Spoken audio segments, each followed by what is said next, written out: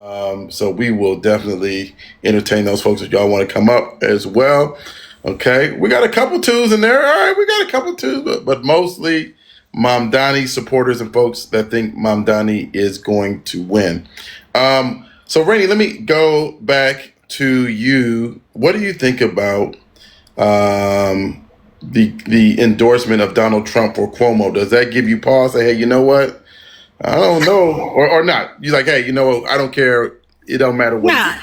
Okay. One, Okay. again, as I said, I know Mondani's going to win. And again, I'm not against his policy platform. And I also understand the young lady above me. I totally hear what you're saying. Again, I'm just, you attacked me by going against my candidate for president. So that was a personal attack in my perspective. And again, I have no dog in the fight. I'm not from New York. I'm from California. So. So tell me, so let's shift a little bit since you said that. What do you think? Are you voting yes on Prop 50, Rainey, or no? Or Absolutely. Absolutely. Absolutely. Again, I'm Team Newsom, so I know y'all, he's probably part of the establishment, but as soon as that man says he's going to run for president, I'm quitting my job of 13 years and I'm going to join his campaign. That's how much I believe in my governor. But go ahead. Okay, no, we in lockstep on Prop 50. So we in lockstep on that one in California. So if you don't know, for folks who are not from California, right, Rainey and I are both from here. Prop 50 is basically, long story short, a redistricting plan, a mid-decade redistricting plan. If it passes, that would basically, I think they're thinking 5 more Democratic seats that would come out of Prop 50. Lord says Lord says vote no on 50. Please, Lord, come up. We'd love to hear your perspective on why you feel that way. So we like to hear dissenting opinions, so long as they're respectful. So if you can, please feel free. Rainey, did I miss anything on Prop 50? You want to add anything on that? And then no, you said it beautifully. Okay, perfect. I want to say something, Smitty, because I'm struggling to understand this idea that, like, if somebody didn't rally behind Kamala, then now, like, they should be thrown away. And why I say this is because, right, like, I'm struggling to understand how supporting a candidate who did not rally her base, did not distance herself from a deeply unpopular president, and didn't take a stand against a genocide is like, that is the hill I'm going to die on now, that I will not vote for any candidate who didn't, like, fall on the sword for her. I'm struggling to understand that. Okay. Let me go, Smitty. I thought you was having a different live. I don't want to talk about that bullshit war.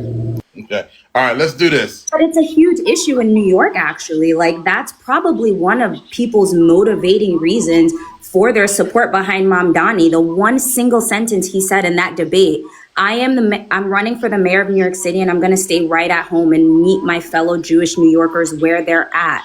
Like, that is a motivating reason, because Democrats and people who are absolutely fed up with the Democratic establishment's lifelong marriage to the project of Israel is deeply unpopular with the base. Why are we not, like, realizing that? Even MAGA's fighting over it. About a war that has nothing to do with me. So, with Smitty, I love you. I'm going to drive down. I really love that you weren't talking about the Middle East. I don't want to talk about that. Okay. All right, let's do this. Let me go up to Baby Girl. Let's invite Baby Girl into the discussion. Baby Girl, what is on your mind today with the election? What races are you concerned about? And what would you like to share with us? Or we can go to the government shutdown. That's okay. Well, I'm going to vote for Madani. I cannot see myself voting for Combo because Trump has endorsed him. We all know anything that he endorsed, you're going to owe later. I've lived in New York 68 years of my life, and I'm going to aspire here.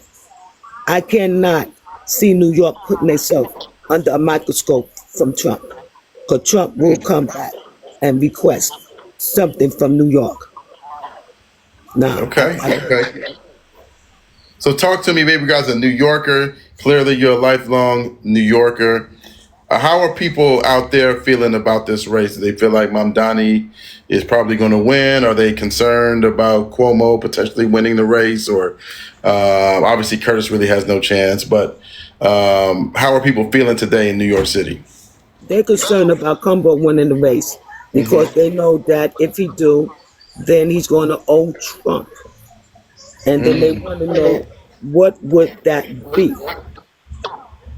So people are out for Madani this morning.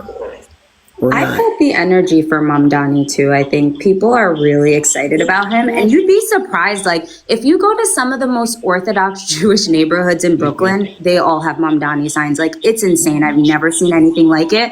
And if you read the New York Times or the Washington Post, you would think that it's a contentious race, but I haven't.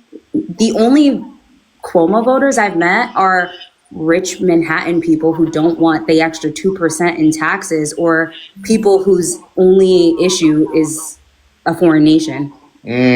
Got it. Okay. All right.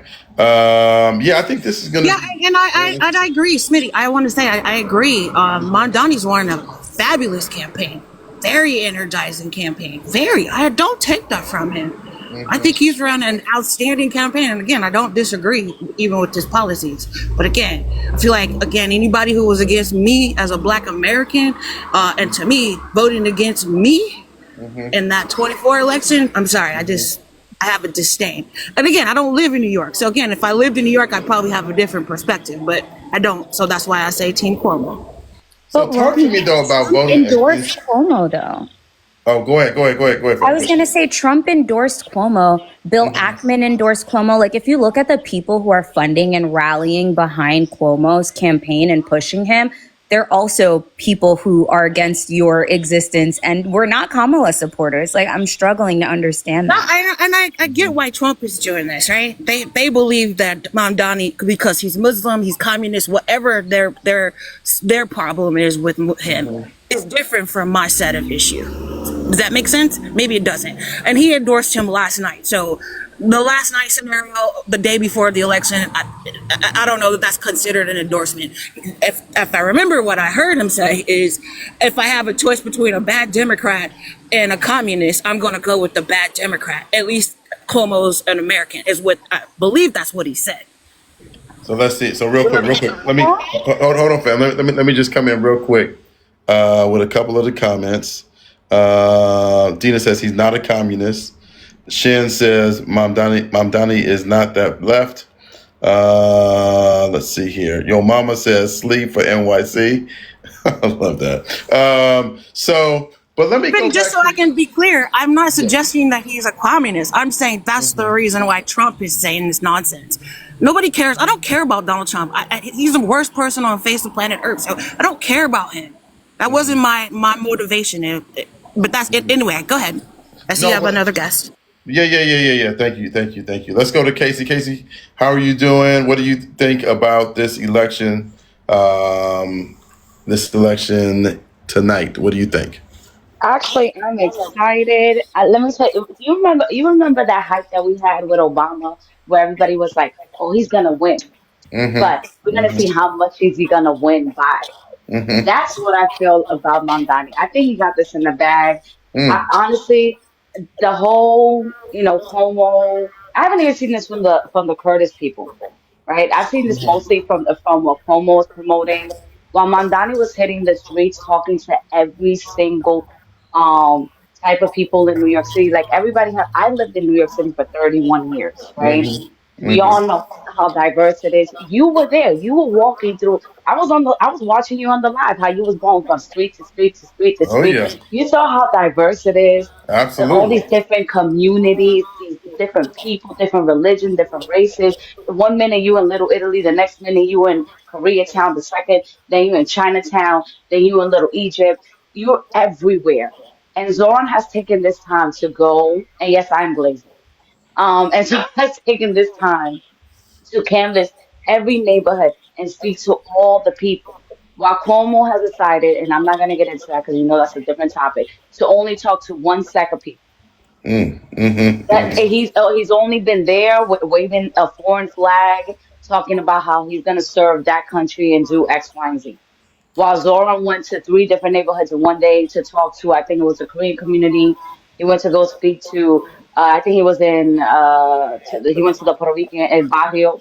And I think he went to where the Jamaicans are in Jamaica Avenue. right? Mm-hmm. So Mm-hmm. all of these things he was going around, but again, Cuomo was just there, going from one synagogue to the next, and just talking to one set of people and saying, "I need your vote," and then going to these podcasts talking about, "Oh, 9/11 this, 9/11 that."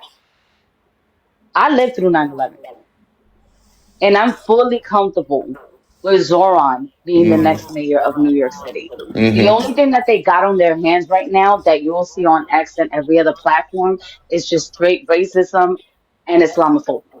Mm-hmm. That's all they got working for them.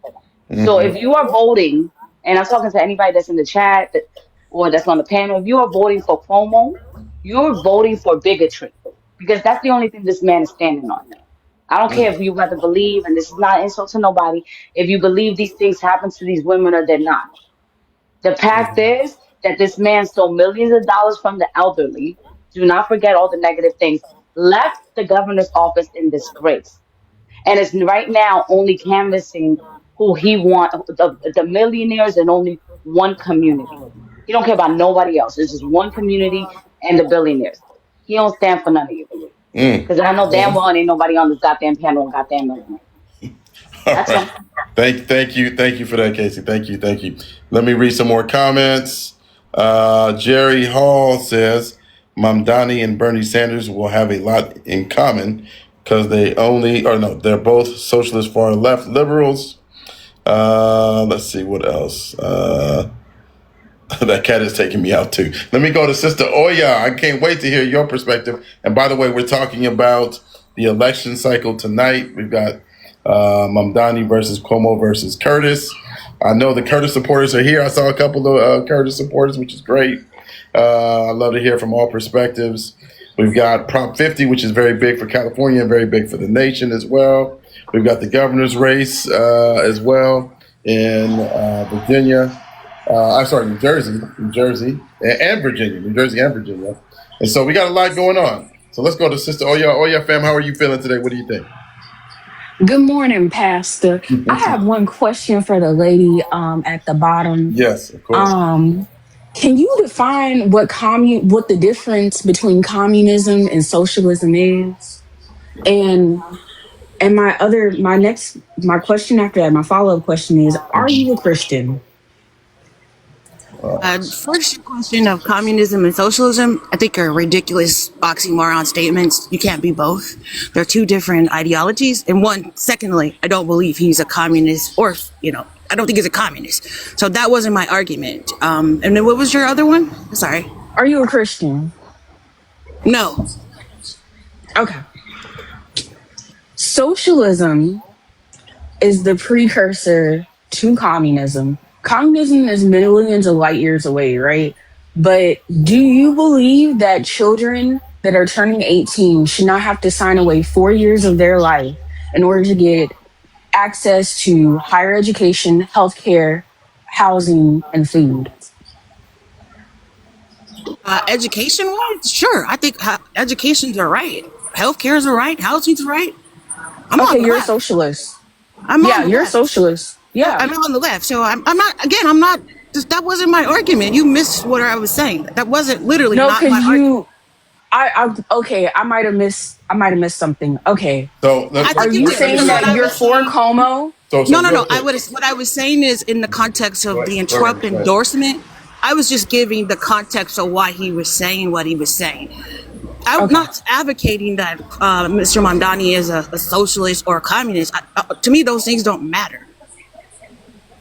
What if so? For Oya, so Rainey's reason for supporting Cuomo, or the main, or I would say she's not Rainey's more so. I can't support Mamdani because I'm a hater for a different reason. right. Pay attention. Which is Mamdani was not very supportive of Kamala Harris's campaign in her election. So that's, I would say, Rainey's main issue with Mamdani.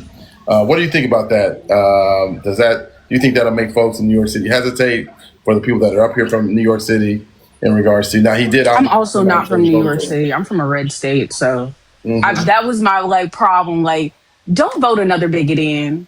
Just don't. Let's not vote another bigot in. Please, let's not do that. You already have a felon bigot in the office in the White House. Like, let's not. Okay. All right, you made it very, very clear. Let's do this. Let me go ahead, and then I want to jump up to Jermaine. Go ahead. I think one of the biggest issues I have with like the scary boogeyman, like, oh, he's a socialist claim, is that Cuomo and all of these Democrat, like cloaked as Democrats, but like, you know, Republican light people also believe in socialism. They just believe in it for rich people. And so I just find it interesting that, like, if we're not going to reform the system as a whole, then what is the problem for having a socialist who's a socialist for everyone, the 99%, versus socialism for the 1%? Like, I'm just struggling to understand that. Like, Cuomo is getting endorsed by, like, the Landlord Association, DoorDash, like, all these big corporations who he will be in the pocket of. Like, he's planning on doing everything for them, but the person who's saying he's going to do things for the average New Yorker who works and keeps the city alive, like, that's the boogeyman. Like, how is he the bad guy? Like, that's what I'm struggling to understand.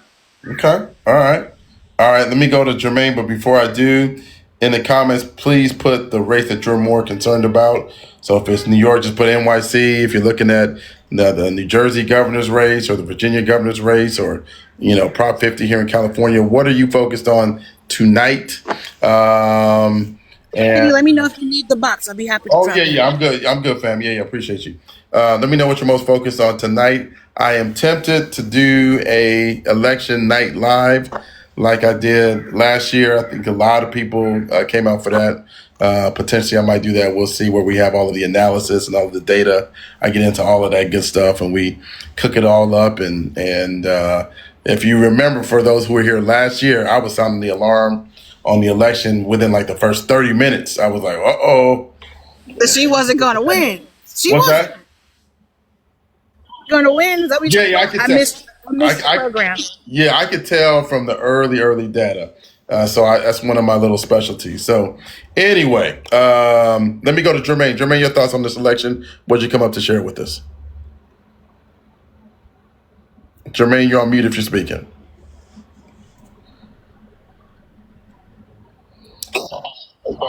I've been watching this mayor election from afar here in Atlanta. I mean, we're dealing with our own mayor election currently.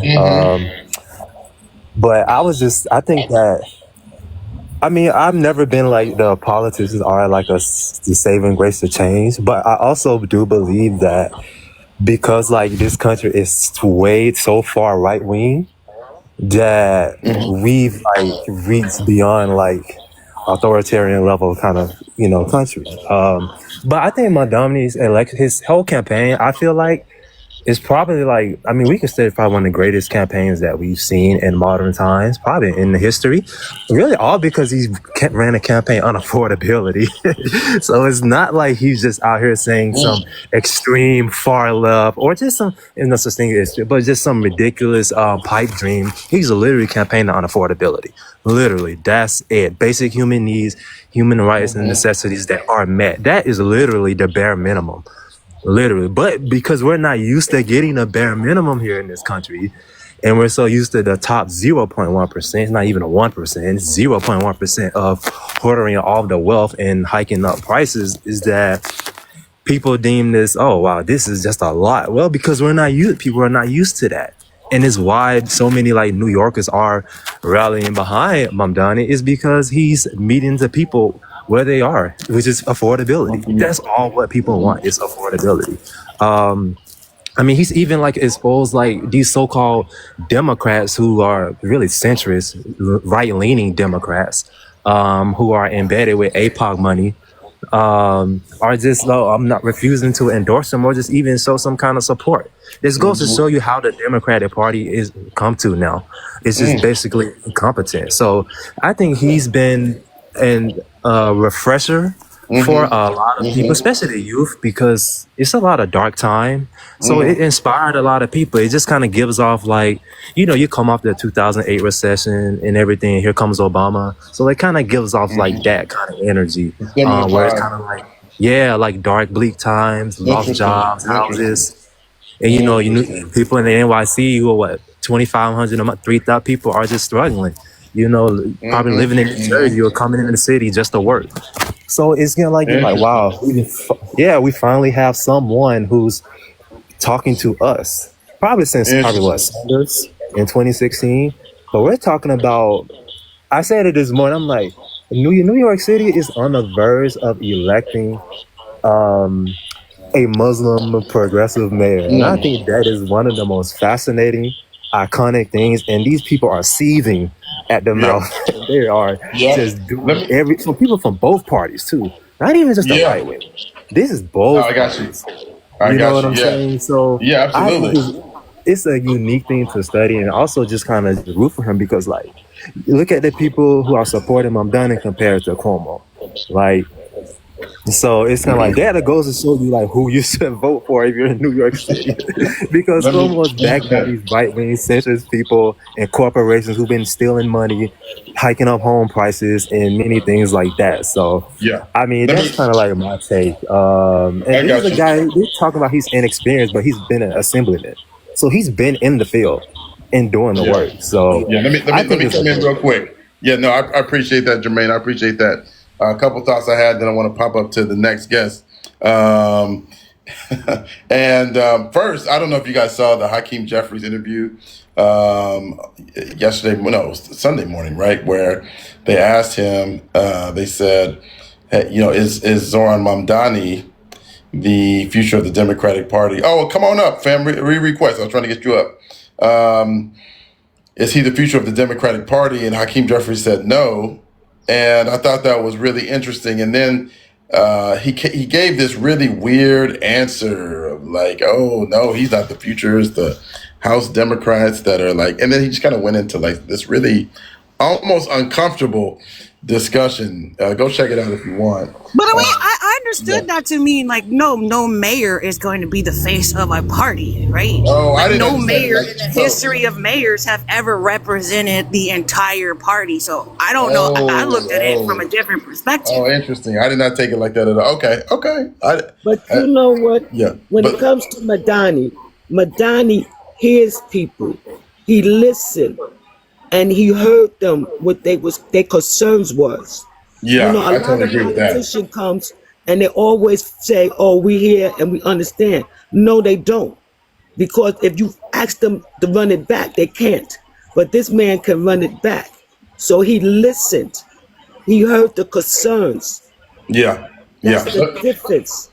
Yeah, I hear you, fam. Let me go to. Real quick, Jermaine. Give me 1 second. Let me get your mama in this. Your mama, I think you said you were a Curtis supporter, so I do want to hear your perspective and talk to me about that, and then we'll go up to the next guest. Oh, shoot. I have to drop. I got to go. Okay. I have a call, but I'll come back up. Hold on. Okay. Yeah, all good. I'll save a spot for you. Okay. So we're going to go to the next guest. Go ahead, 40. I've been observing this campaign for I guess a year or so, and as a libertarian, as an Italian, I've been here since the age of 12. I'm 29 now, but I'm in Florida, the state of Florida. But from observing from a long distance and kind of getting an idea, that there needs to be a change with the old guard and the new guard, and I think Mamdani has a lot of good ideas. That needs to shake up New York. I think a lot of his what he ran on his campaign is speaking to the heart of the people of New York, and also the added bonus for me as a libertarian, which I would never vote for anybody that's actually on that side of the political agenda. But I think the red line that he says he doesn't take APAC money was the biggest thing for me. So I was like, that in itself just spoke to me, in volumes. And I guess that's mine. Those are my thoughts. Okay. Yeah. All right. No, I appreciate your thoughts. We're going to go to TJ here in a second, but before I do, I just want to read a couple of comments. If New York wants NYC to remain, then Cuomo is their man. I've heard a lot of people say that. It's not Liddy Smitty. Netta. Good morning, fam. So a lot of people, I've heard a lot of people say that, though, that are supporting Cuomo. Hey, if you want New York to remain, what it is, you better bring Cuomo in. But let me just move up to TJ. TJ, your thoughts on this election? What are you concerned about? What are you looking forward to for tonight? Good morning, Smitty. How you doing today? Good. How are you, brother? Man, brother, I am chilling, eating some Panda Express, which is like some Americanized Chinese food. I know, don't judge me. One, I love how the old Democrats are like hating the fact that this man is actually listening to the people. Is actually willing to do something about the things that the people are concerned.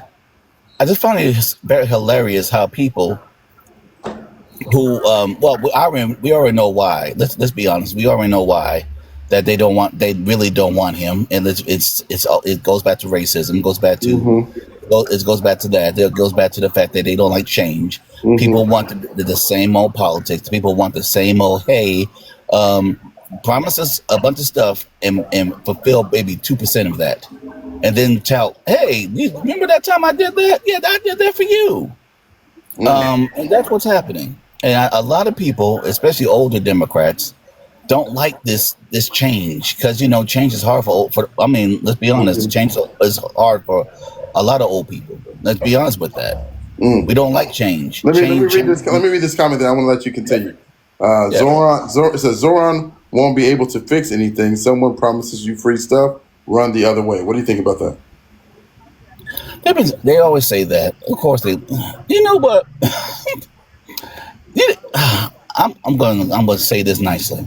They claim that the reason why black folks are voting Democrats, they promise the free stuff. I'm still waiting for the free stuff they promised us.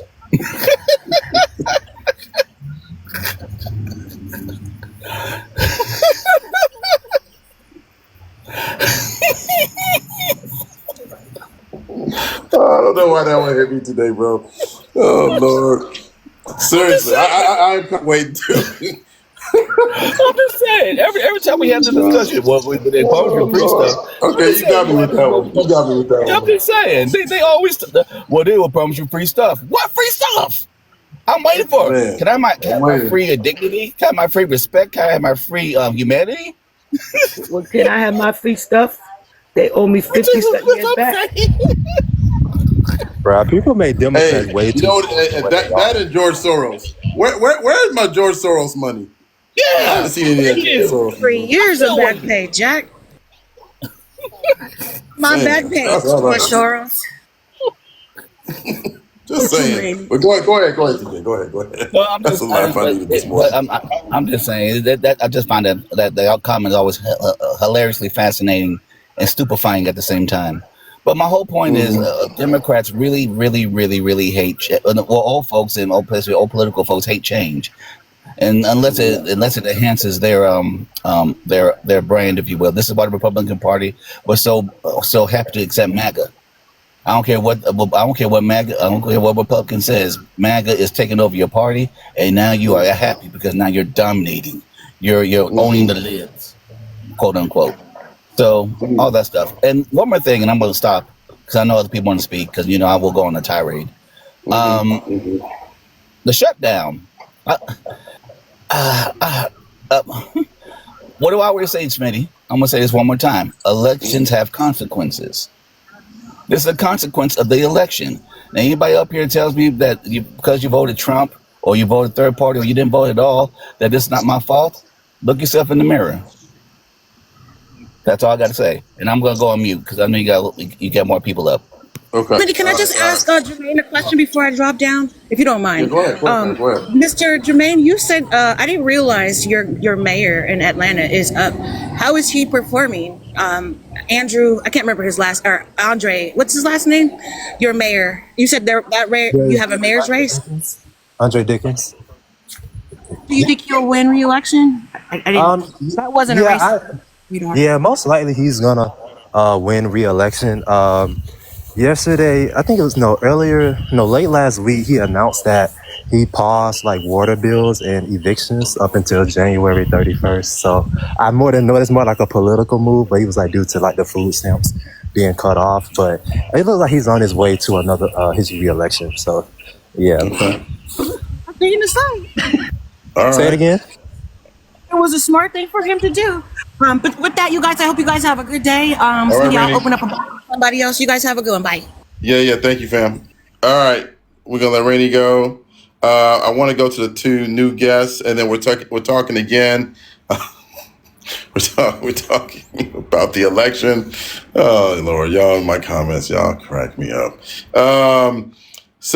We're talking about New York City. We're talking about Virginia. We're talking about New Jersey. We're talking about California, Texas. So wherever you are concerned, I want to hear about what your thoughts are. I just threw up Mamdani and Cuomo in New York City, but we can talk about other stuff. We can talk about other stuff. You guys are good, fam. Okay. So let's do that. But let's go a little bit quicker because we got 7 panelists, right? Y'all know typically I don't go beyond 5. But I know it's a lot of folks that want to get their opinions in, and I want to hear all the opinions from everybody. So we're going to go back to Yo Mama. Yo Mama, welcome back. Talk to me about your thoughts about this election. Hey, thank you for having me. Thank you for allowing me back up. I had to Absolutely. quickly do something. I don't live in New York City, but just looking at the 3 candidates, I am astonished to see that people aren't really backing Curtis Sliwa. But in my opinion, I think he is going to pull through on this race because Really? Okay. Interesting. yeah, out there on Go the ahead. streets. He's speaking to people. He's speaking especially to the homeless, and the homeless population is so as 350 million people, right?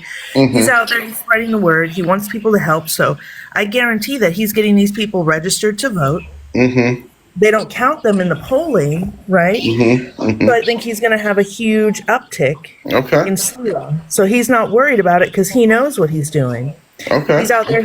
He's an actual New Yorker. Unlike the 2 other political politicians, essentially, we have a failed governor who had to resign in shame. And then we have this child who was a very bad assemblyman. He didn't even show up half the time. He already did the free bus pilot in 2023, and that turned out to be a bust, where just buses were taking longer because people were just jumping on and off. So it's constantly stopping and going. People were just like, forget this. So it didn't really work out. And that was a year trial from September 2023 to August 2024. So people were just like, it's easier just to walk. It's a joke. Hold on, real quick. Yeah. Y'all know I like order in the live, so hold on. So again, Sliwa, he's out there. He has a history of being in New York at its worst, at its best, and then he sees the uptick going down, and he sees the changes, and he's like, "What's going on?" And he's out there. He's like, "I know these people. I'm willing to work across the aisle to make New York a better place, a safer place.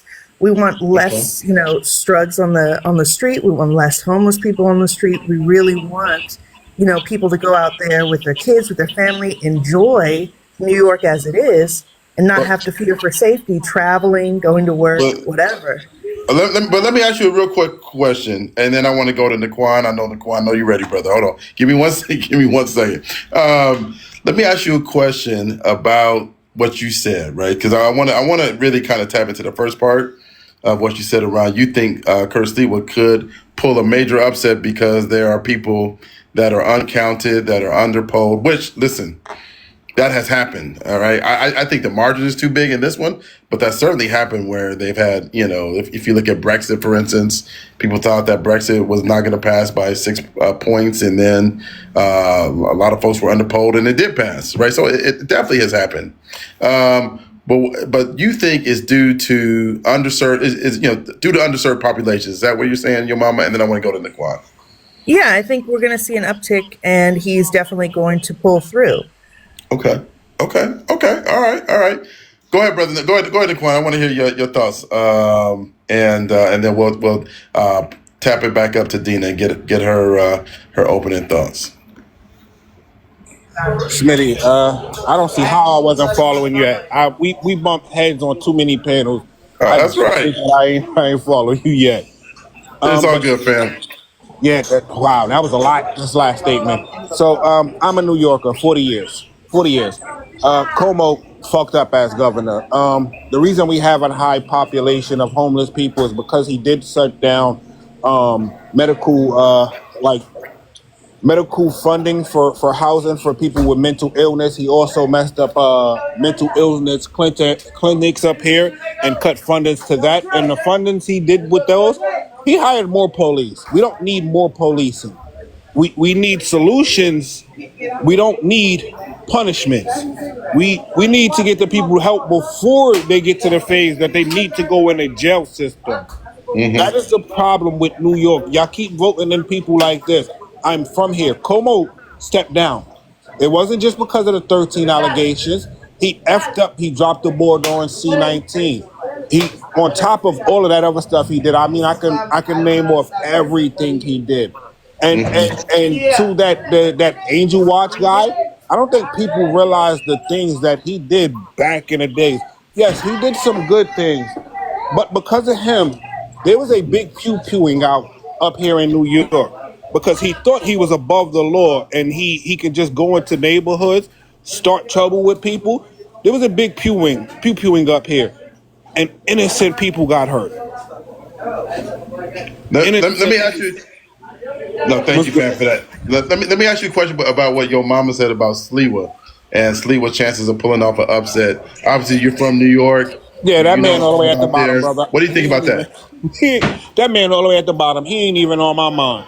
That man, the last polling stuff I checked, he was like 10%. Nobody really. A lot of people see. This is the problem. Like I said, I'm from New York. Most people that get up here and talk about that man don't know who he is. They don't know what that group was. Yes, they did some good things. Don't get me wrong. Yes, they protected people on the train, but they put more people at danger than anything. We have studies showing that if you go and go after people that are armed, the chances of innocent people being hurt increases. Definitely if y'all both have weapons. So no, I would never vote for a man that don't think about actually protecting people, because you going out here, you going into neighborhoods, starting trouble with people, knowing these motherfuckers might pew-pew you.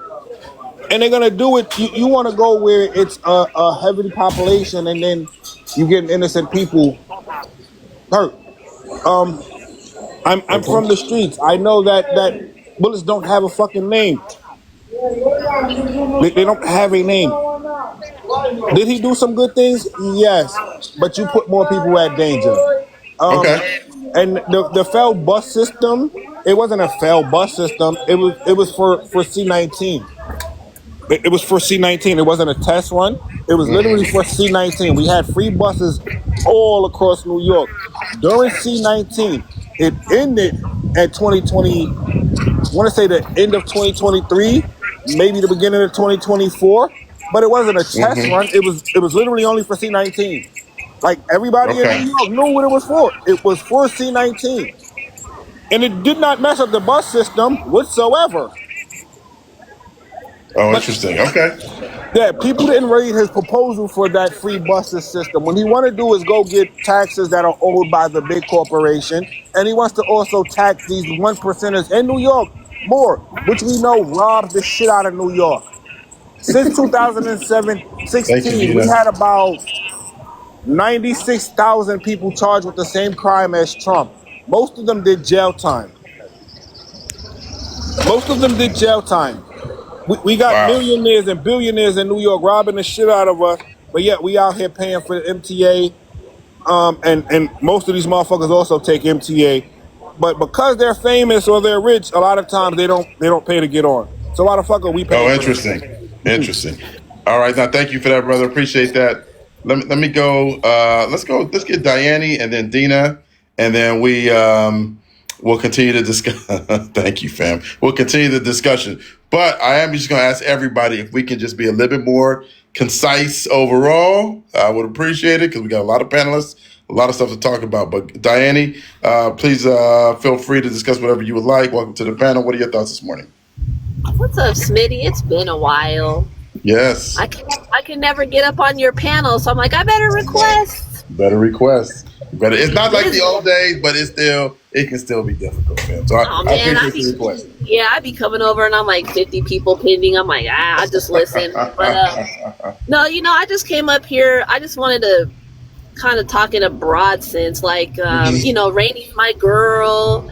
I liked what McGee was saying. I like what was it Daquan was saying. And I think Ma'am Donnie is a breath of fresh air. I think it was McGee talking about it. Like he started a grassroots campaign.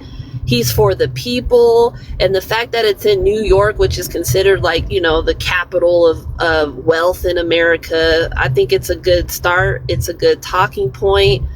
And then I also wanted to say it shows how our party, the Democratic Party, we're a big umbrella of people to where we do have people like Rainey that vote blue. We do have people like me. I consider myself a libertarian. I vote blue. And I don't know. I just want to say we got to get off of these talking points of like libertarians are Republican light or the Democratic centrists are, we just need to start talking about it and figure out how to come together as a collective, because overall the Republican Party is trash and they're for the rich and for the corporations.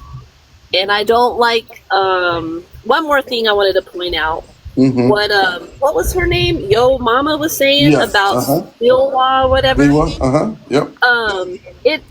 We have to pay attention to that, because Smitty, I don't know if you remember back when we were going through the presidential stuff, we were trying to warn people about that third party vote. They're split. They are intentionally splitting up our Democratic candidates.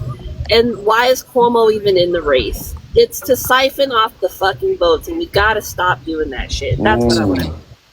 Thank you, Danny. I appreciate you coming up. Let me go to Dina, and then we're gonna bring Callie in, and then we'll continue the discussion, you guys. But I appreciate everybody's perspective. Dina, how are you feeling today? What are your thoughts? I'm feeling good. I haven't been on your panel. But I've watched it for so long. Thank you. I just wanted to say that I'm kind of sick of hearing old people talk so much about New York. They're done. Like, they're done with their work, their life, everything. They're just reaping the benefits. I hate to see it. Now it's left for everybody else who's still working. And it's nice. Mamdani, he's a New Yorker. He knows what we're experiencing. And it's kind of annoying that everybody, and follow me when I say this, but for example, like Yo Mama, who I don't think she's even in New York, she's talking about that's not going to work. That's not going to work. How come nobody wants to try? Everybody wants to just say, hey, that's not going to work. He's unrealistic. Wouldn't you rather have somebody shooting for the stars instead of somebody like Cuomo who, like, the fact that Trump yesterday was saying to everybody, you have no choice, vote for Cuomo, like that pushes me even harder. Like, I want Mamdani to win because the fear he's striking in this man, like, imagine what power and things could be done, things that could be stopped, things could turn over, because I know I'm sick of hearing vote for the lesser of two evils, and this man is not evil. This man actually has good talking points. He's pushing New York in a positive way, and I'm excited, and I'm kind of sick of everybody that's such a downer, like talking about, oh, who gives a shit about Sliwa? He's stuck in the 80s, and he's a joke. I'm going to agree with Naquan. He's a joke. Nobody in New York actually takes him seriously. He's funny to me because he doesn't have a chance. People that vote for Cuomo, no offense, Cuomo panders to Zionists because that's the only people voting for him. Everybody else is Mamdani. I can't picture anybody else that is really a Cuomo supporter because... like, and that's it. Sorry, I was going on a little bit. No, you're good. I mean, so let me real quick, because a couple of y'all referenced Your Mama, so I want to let her be able to respond to some of the stuff y'all said, and then we're gonna go Callie, and I know Jermaine wants to make a comment. So let's let Your Mama, if you would like, you don't have to, but just to be fair to you, I know a couple people referenced what you said. So for sure. Thank you. Yeah, I just wanted to correct Naquan what he said about the pilot program. Now, this was a specific pilot program, right? Now, whatever happened in for C-19, that's C-19, but this was specifically to get a free bus program, and they had it in all 5 boroughs, just one bus. And it really didn't help anything. It just slowed the buses down where people were just like, okay, well, I might as well just walk. Because people are constantly stopping, because it's free for everyone. So they're constantly stopping. You have to wait for people to get on and off. So it showed no benefit for people trying to get to work. right? Because it was slower. It was like, well, I might as well just get a taxi or go on the MTA. Like, it's not even worth it. And that's an actual statistical fact. You can look it up. He has like the data for it. It's just not really worth it. So the free buses, just to add additional taxes to something that people will just be like, well, this is kind of useless. It's not going to benefit me. I mean, it's free, but just because all things that shine aren't gold. And then when it comes to Mondani, he's a rich kid. He is literally a billionaire. He doesn't have to work for anything.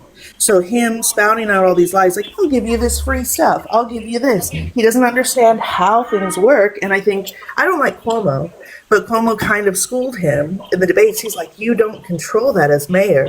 You have to go through this board. And he doesn't know. So him just being young and naive and saying all these beautiful things to be mayor, I think we're going to see that if you vote him in, that he is just naive. He has pipe dreams, but he doesn't understand how things work, right? And he's not saying that he's going to work with people. He's just like, oh, I'm so great. I'm going to make everything great for you, but he doesn't know how to do it. So if you vote him in, you're just going to have these pipe dreams with no actual plan. So that's why I'm like, whoa, Sliwa knows people. He knows how things work. He's willing to work with everybody. So why is he such a bad thing? Even though he's a jokester, who cares? Like, he understands what people need and the problems that people face. So why not vote for a guy who's willing to work with people? He understands the plan and he wants to make everything safer. He literally has a tax plan that was previously brought up by, I think, Andrew.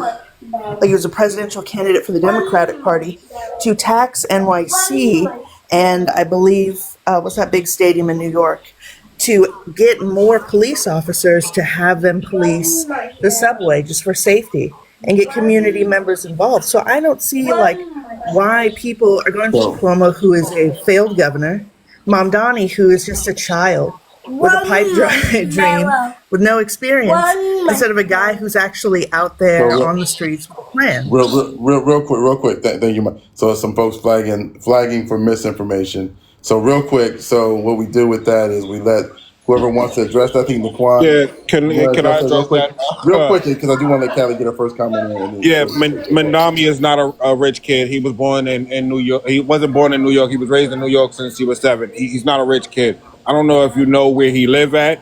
It's not rich. It's middle income.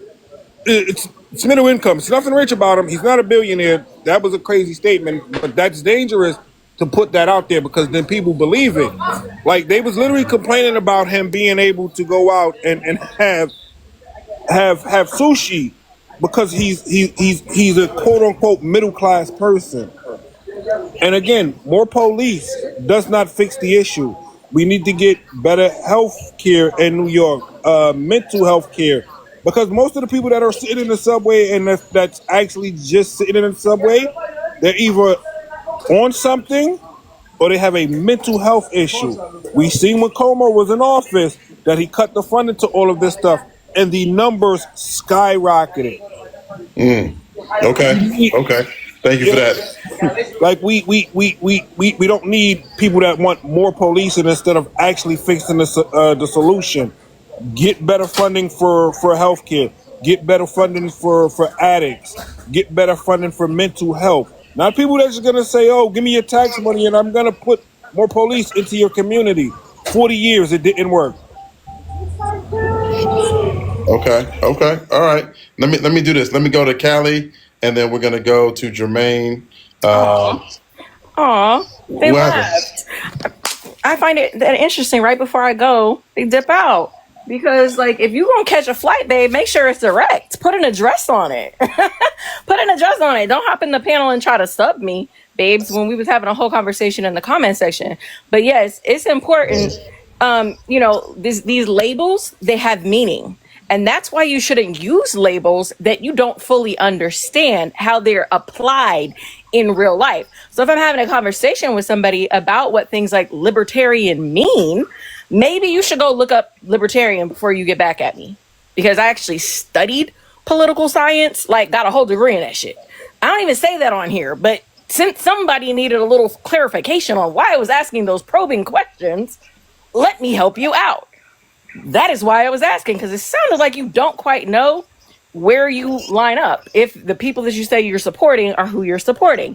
I'm not saying that to come at anybody wrong. I'm challenging you to think about how you identify, because how you identify tells everyone else a general understanding of your stance on policy, on politics, on your thoughts on religious freedoms, your thoughts on. So that's the only reason I'm asking those probing questions. And when I left it alone, baby girl, or however you identify, I don't know. When I left it alone,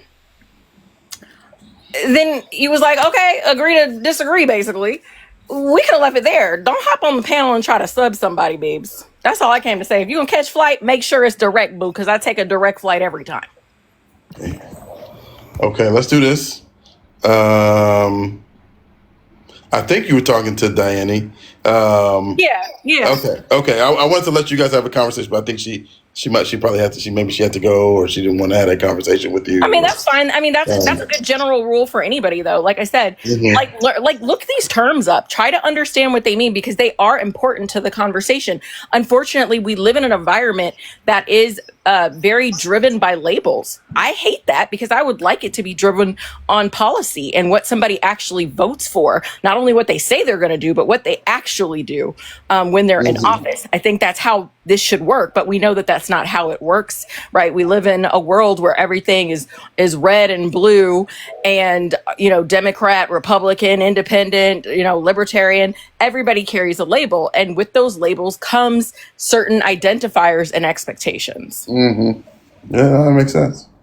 Okay, let me go to Jermaine. Go, Jermaine. I know you want to weigh in on a comment. Yeah, I feel like a lot went down since I wanted to comment, but I do think that labels are very important. I think there was a comment on, and it was coming back to like voting has consequences, which is a term I do not like, and I think because they're just saying like, yes, voting do have consequences. No, you're good, Southern Fried Kelly. I think because like, let's look for Georgia an example. I think Georgia essentially is I feel like a left-leaning state, but because there's gerrymandering and so much voter suppression and voter purging, it always turns red in election time. You know what I'm saying? So to say, oh, well, since that's who we voted for, like, no. Just because that's not what people voted for, because there are, as all states that voted for Democratic politicians like Kamala Harris or any other state. So I think we got to kind of like denounce that voting has consequences thing, and let's actually direct our blame towards these politicians, not the working class people, because I think that sets us back. These politicians and these corporations and billionaires are the reason that the position that we are in, and we just got to like bring more community and organizing to help push back against that instead of blaming each other. Let me real quick, Jermaine. Real quick, just because there's somebody on my panel that says that all the time, so I know he unmuted. That'll be me. But let me, and then I'll let you finish. Go ahead, TJ. I know you wanted to. Yeah, I love how the fact first of all, what you just talked about had nothing to do with you voting for the president of the United States. That usually has to deal with people that you want representing you, and that's one thing. I understand that. I got you on that. But when you voting for the president of the United States, and you around here telling me during election time that vote for Harris is a vote for genocide. I'm sorry, G side. But you're telling me that we're gaslighting because Trump is not that bad, and then all of a sudden when he does the bad stuff, because you voted for him, or you stayed at home, or you voted third party, voting has consequence. See, we live in a world now, and I'm going to go on my old man perch now, Smitty. We live in a world now where for some reason we don't teach about consequences anymore. We think everything's just going to come out rosy at the end. When you do make bad decisions, bad stuff tends to happen. I'm sorry, voting has consequences. When you voted for a man who is showing you who he is, what is going on, and everything that's surrounding him is bad towards not only black people but other people, but women, and other people, poor people, and everything else. Voting has consequences. You voted for this. When you're on the TikTok crying because your SNAP benefits have been cut and you can't feed your family, voting has consequences. Well, I think we got to stop that. I think that's really disingenuous to say, because a lot of people that are on SNAP benefits have voted, but it shouldn't matter whether they voted left or right. Nobody deserves to lose their SNAP benefits. So to say nobody deserves to go hungry or die of hunger or homeless or starvation, no matter what party you align with, we're talking about basic human rights. So we have to like dismiss attaching ourselves like to these politicians are saying, well, you deserve it, because no, we can't. How are we going to win with that kind of rhetoric? How are we going to move forward with that kind of rhetoric? Like, that just going to reject people even more. I'm going to say this to you again. During this election, they had an open book test. They had Project 2025. They showed you what they're going to do. And people that voted for Trump said that was untrue, false, everything else. Now what's happening to them is their fault because this is what they voted for. I'm not saying they deserve this, but voting has consequences. When you vote bad and you expect things to turn out rosy because you expect somebody to save you and it doesn't happen, don't blame me. Just like when you're a kid and you break something, that has a consequence. Your mom's or your dad is going to have to give you that consequence. Unfortunately, this is the consequence. Now that's not people are now contemplating what they're going to do at the first of the month because they have no money coming in for food. But you thought when you voted what you did that this is going to affect the other people. See, you're thinking this a one way. I'm thinking this as a whole. When I voted, I thought of what's going to happen to people as a whole. I knew that if this man got in office, it will be bad times. And guess where we're at? Bad times. So this whole concept, I think that's bad. I'm sorry. In life, you have consequences, and we have to suck this up, and we have to find ways to survive another 3 years? God, it's been 3 years. We got 3 more years of this. God damn. Can I just jump in here and say one thing real quick? My last just comment is to say that we really need to blame the Democratic Party for propping up these terrible politicians, for giving us these terrible candidates. Like, that's who the real issue is. Oh Lord. Let me go ahead, Callie. I'm just saying. That's all I have to say. I'm gonna just say this. I'm not saying they deserve it, but God's timing is always right. Okay. Maybe if they sir, I'll let you talk. And clearly that's a sound, and I thought it was very appropriate for this moment. It's kind of funny.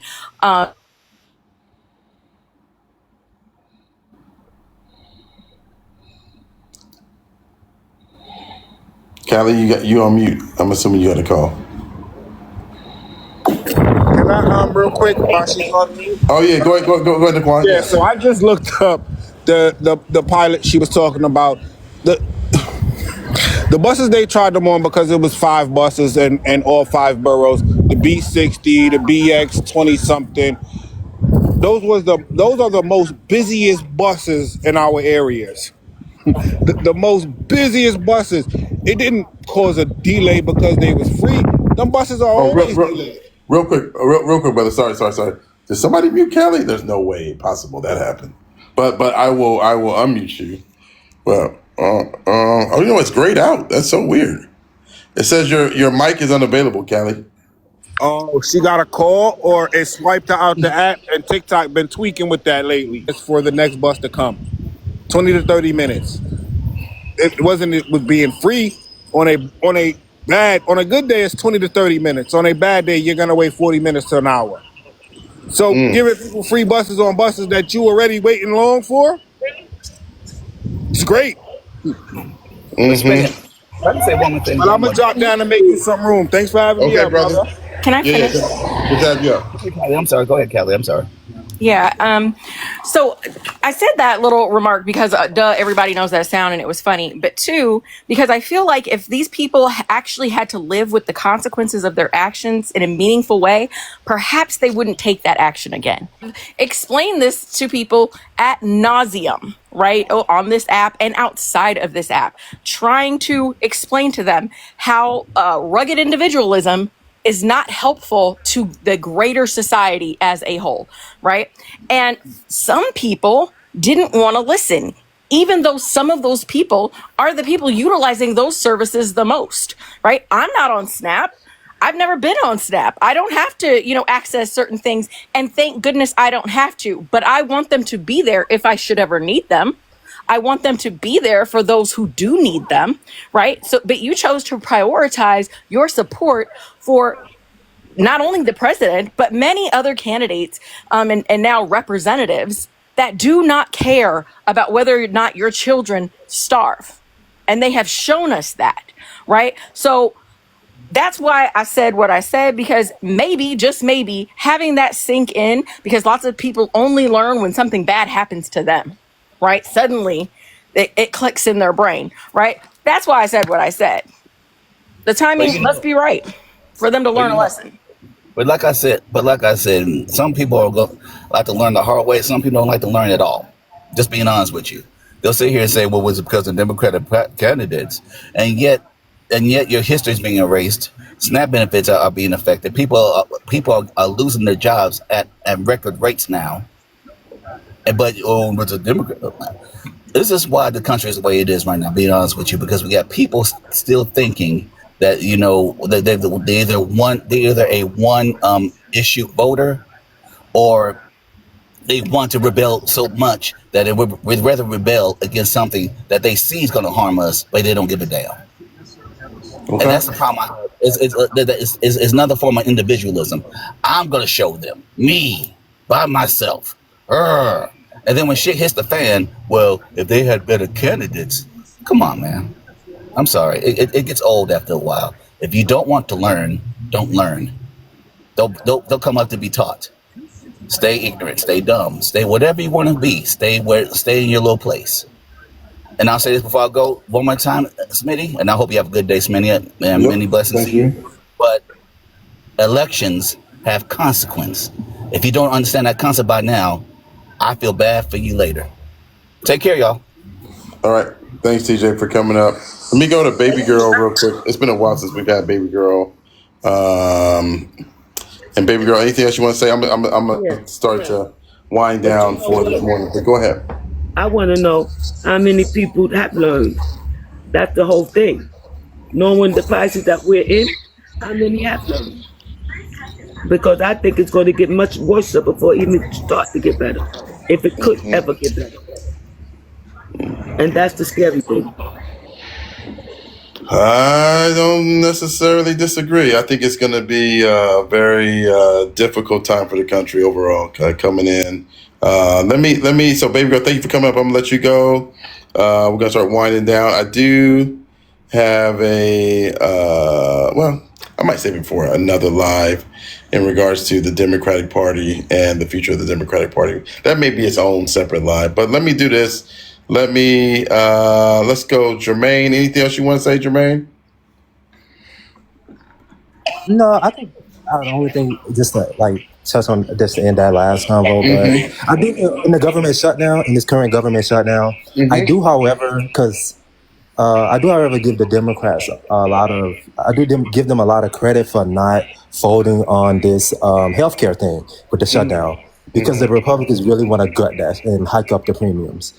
So it's a really tough situation because it's like people are not getting fed, not getting their benefits, are not getting paid.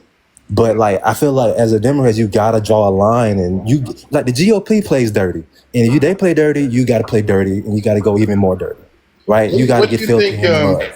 Jermaine, what do you think about there's a group of moderate Democrats in the Senate that are thinking of voting alongside Republicans because of SNAP and saying, hey, we can't let this go on any longer. And so we have to, fold on healthcare because of SNAP and vote with Republicans. What do you think about that? I do. I get this. I get the sentiment. I do think moderate Dems are really diet Republicans, are really, really Republicans.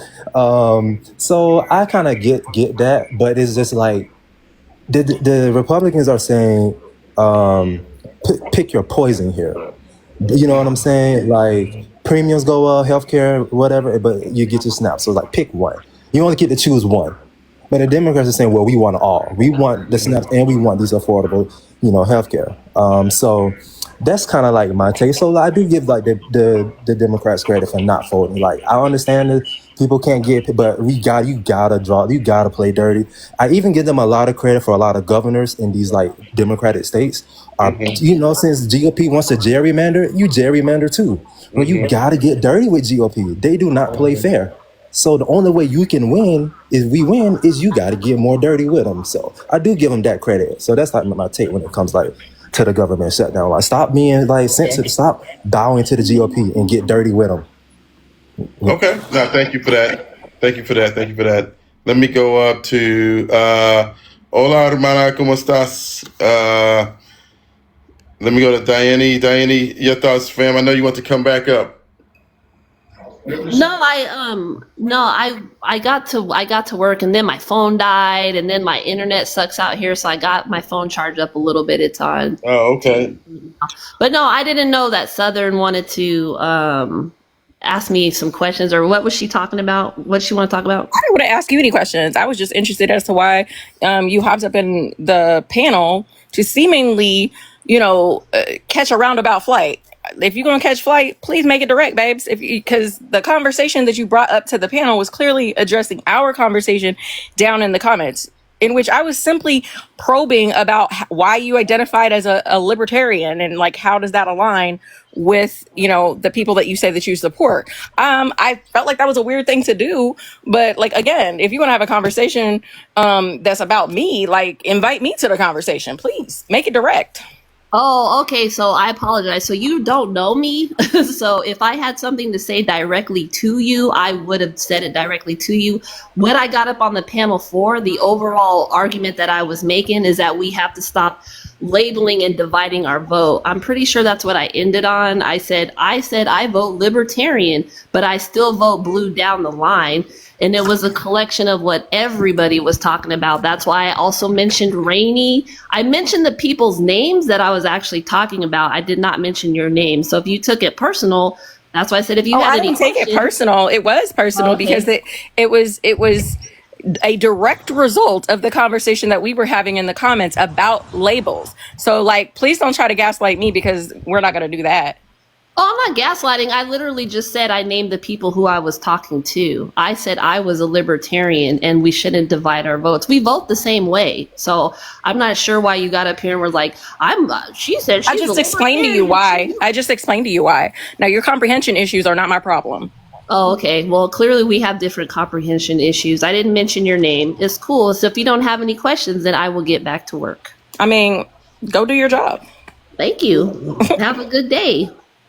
Have the day you deserve. Do everything. Okay, good riddance. Why are you still here? Thank you, Queen. Okay, good riddance. Why are you still here? You said goodbye. Bye. Before I leave, I wanted to respond to the gentleman before he left, who was up here from NYC. Mm-hmm. Yeah, if I may. Go ahead. So again, the statistics that came out from the free bus, it did prove my point that it didn't benefit those bus routes. It just made things longer because everyone who's getting on a free bus, it just more stops. Didn't really benefit it, which is why the program didn't launch. Nobody wanted to fund it because it was not beneficial to people riding the bus. Plus, he was talking about homelessness and how we really need to get funding on there.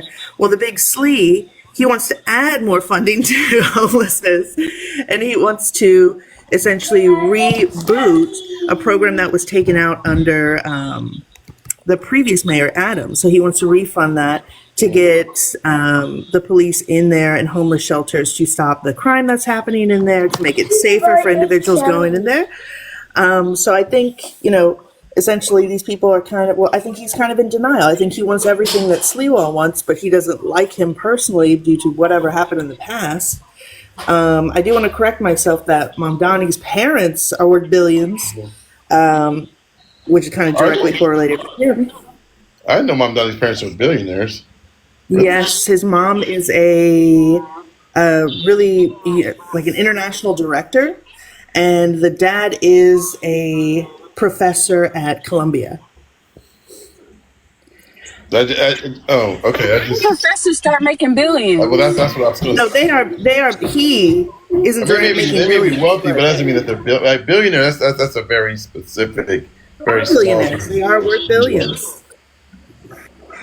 Okay, all right. Let me do this. Let me go to Oya. I know Oya. I know you came up, fam, to address something, and so I wanted to let you come up. As always, talk to me. What's on your mind, Sister Oya?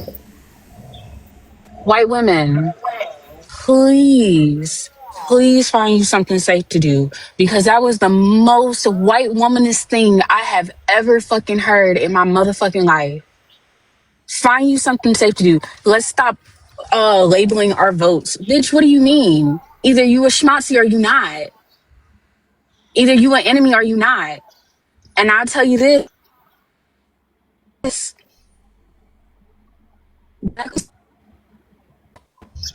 And Pam, are you cutting? Is she cutting out for everybody or just me? Yeah, you cutting out for me too. Oh yeah. Find you a safe spot. Find you a good spot because I want to hear everything you're trying to say. I want to hear it. I know it's about to be fire. Right. We lost. Oh yeah. Let's do this.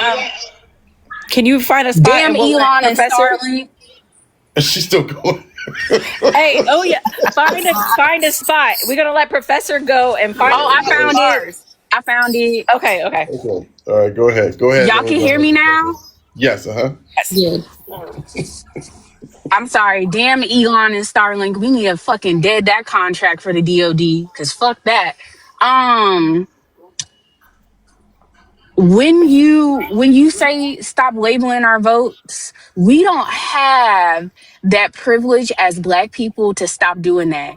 Because either you with me or you against me. But I'm gonna make sure to rectify what my ancestors didn't and what my grandparents didn't. I'm not with that kumbaya shit no more. Fuck all that. Stop coming for Black women.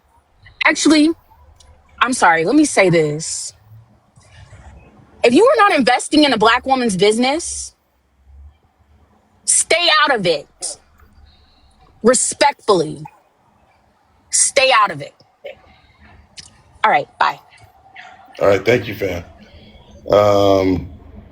Yeah, I'm just gonna say specifically, Callie got a whole lot of people that don't play about her. I'm just gonna say that. So, And I love every single one of y'all. Love you too. Mwah. I'm just gonna say that. So, anyway, all right, Professor, welcome to the panel. What are your thoughts on the election, and how do you feel about what may be coming down the pipe? What do you think? So first and foremost, I just want to address that Zohran Mamdani's family they're not billionaires, they're probably millionaires because yes, his mom is a very well-known director, but the only credible film that she has had that has made big time here in the United States is from the early 90s, which is Mississippi Masala, which starred Denzel Washington, and I forgot the lady, but she's a lady from And Just Like That, who plays Seema. So that's one. And I don't know as someone who used to work in higher ed, I don't know any professor, and it doesn't even matter if they work at an Ivy League school that makes that kind of money from that university without them having books. So yeah, I just wanted to put that out there and address that. I think that for the election, I am hopeful. I already did my early voting here in Georgia, so I'm just sitting here and watching and looking at stuff. I think what's really kind of interesting is seeing a lot of people and their faux outrage about the NAACP not supporting Winsome Earl Sears in Virginia. Yeah. Expand on that, please. So the National Association for the Advancement of Colored People, which was founded by Dr. W.E.B. Du Bois in the early 1900s, the Virginia chapter in the Commonwealth of Virginia has openly supported Abigail Spanberger, who is the Democratic ticket for the governorship of the Commonwealth of Virginia. Virginia's Abigail Spanberger is a former congresswoman. She's former CIA. She has a huge resume. Winston Earl Sears is the current lieutenant governor of the Commonwealth of Virginia, and she is a Jamaican American. She's the first Black woman to become lieutenant governor, and she is running on the GOP ticket. She is very anti-trans, very anti-LGBTQIA+. She is just a lot.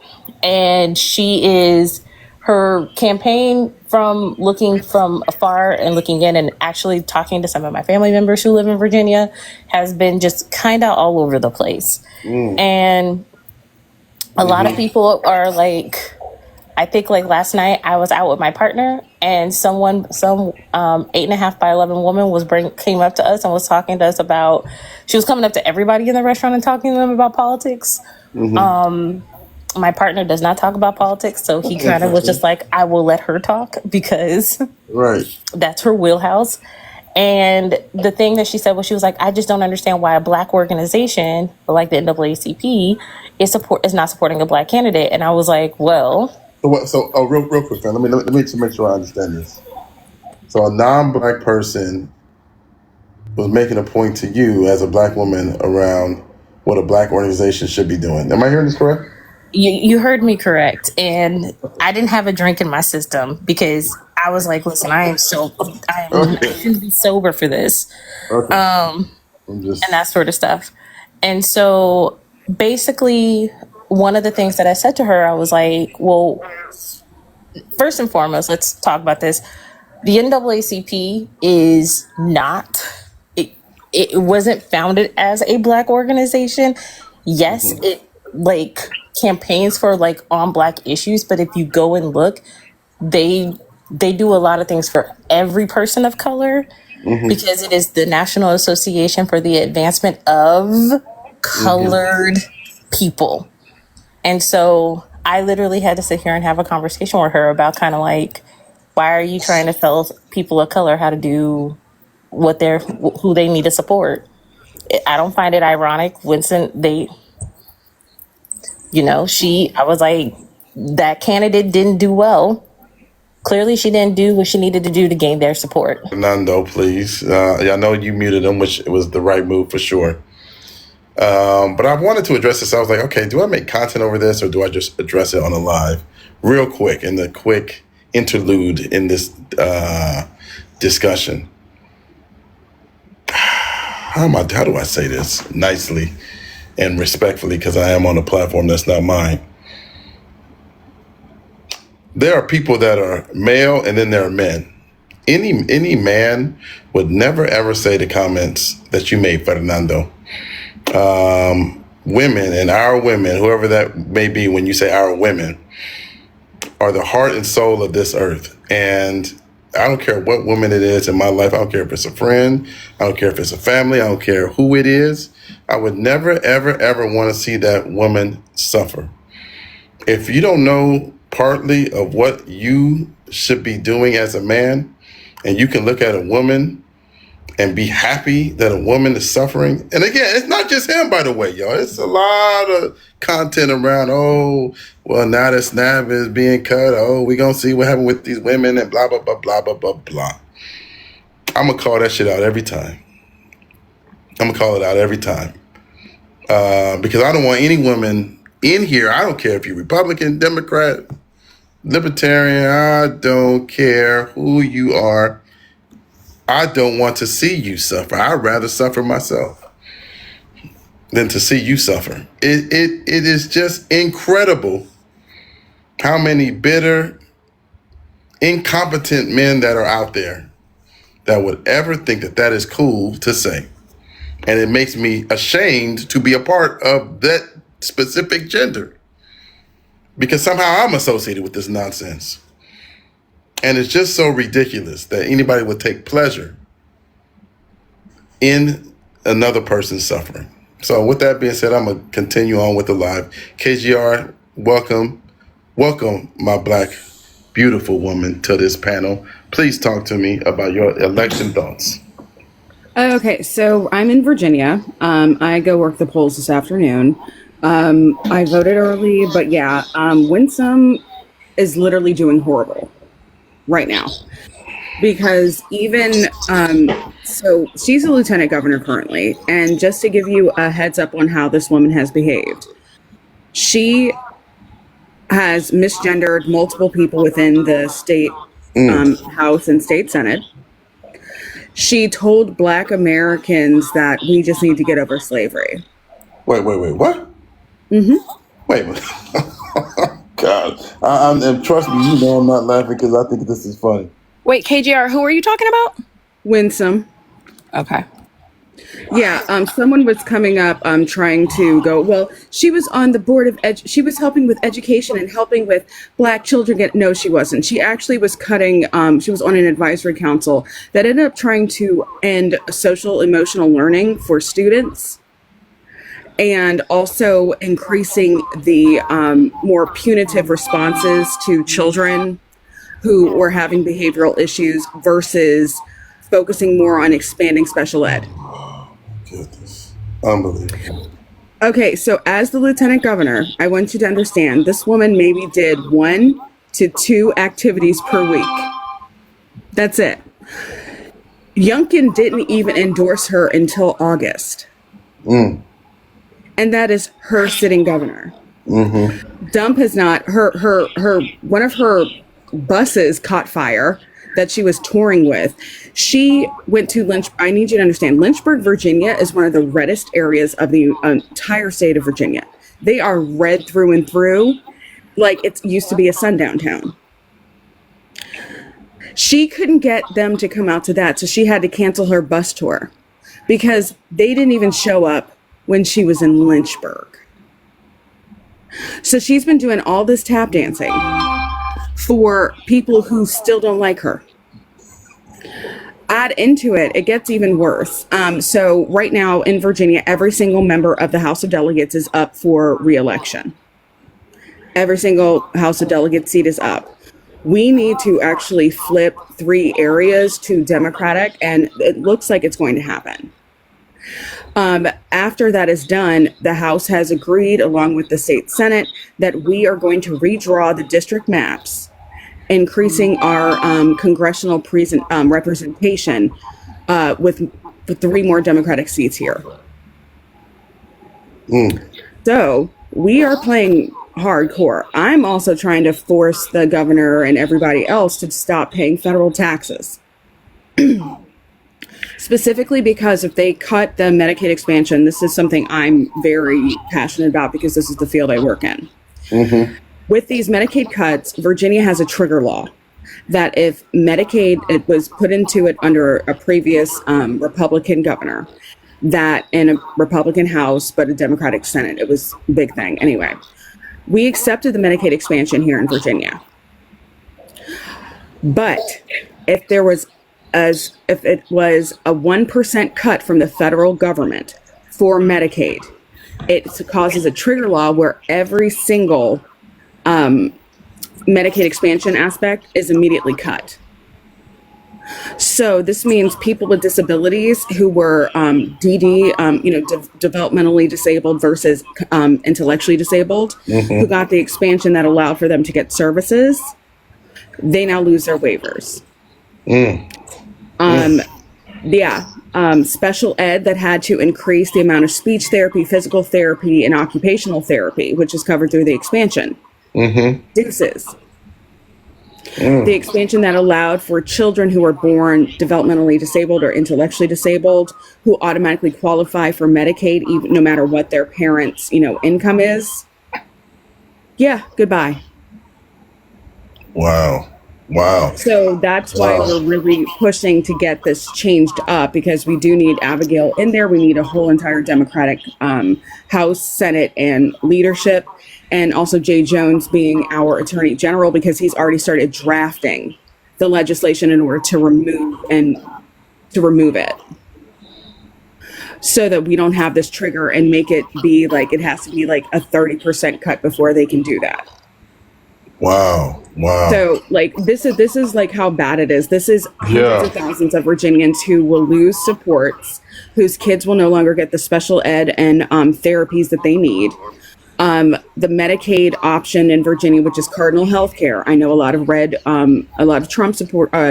Dump supporters don't know that Cardinal Care is Medicaid, but it is. You will lose all aspects of that expansion that included mental health care, therapies, and physical therapies. So I need y'all to understand that that's what's happening.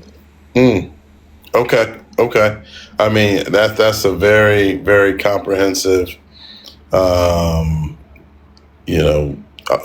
comment around, I think, the state of everything going on. I just want to say something about this candidate for governor of Virginia, Winsome. Was it Seal? What's her last name again? Sears? Okay. I'm just going to say it this way because I want to be friendly to the app. Okay, when enslaved people rebelled, do you think that the black overseers were spared? That's all I'm going to say. Noah, your thoughts on the election? Yeah, what's going on? So I wanted to talk about Mom Donnie a little bit. I'm happy he won. If I was in the city, I would have voted. Well, he hasn't won yet. It's over. Okay. It's over. He won. He won. A lot of faith. Sir, can you wait to say that like 8 hours from now? It's over. I'm telling you, it's over. It's over. Okay. Yeah, I'm telling you, it's over. But I am curious to see because, like I said, I would have voted for him. But I've noticed lately he's been making like a bunch of concessions. I think once he got that call from Obama, it was literally over. Because now he's talking about, oh, NYPD, I'm sorry for calling you racist.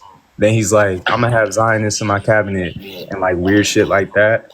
And so I'm curious to see, like, assuming he does win, I feel like it'll show people, especially people who are like truly on the left, the capacity for like electoralism in terms of producing change, right? Because I think he promised a lot of good things. I think if he's able to make the lives of like most people in New York's better, I'm all for that. Let me go to your mama real quick because your mama supports Curtis Lewa. What do you think? How do you feel, your mama, if Mom Donnie does win? I know Curtis is your primary candidate, but if Mom Donnie does win, do you think that this man does have things that could make New York City better and stronger and all that good stuff? Like, how do you feel overall? Overall, when I think of Mom Donnie, I think he doesn't know how the city actually works, right? He was an assemblyman, but he never was there, right?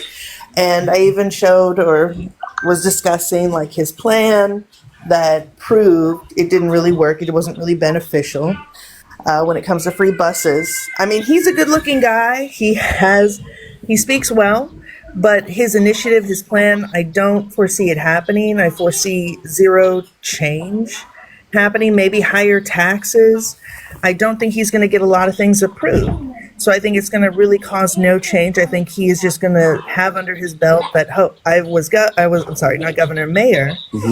And that's about it. I don't really foresee any changes. I see a lot of excuses. When he's elected, when and if he's elected, I don't really see him making any change. Okay, so you're saying he's saying things that can't happen because of how the government and the bureaucracy is structured. Is that kind of like?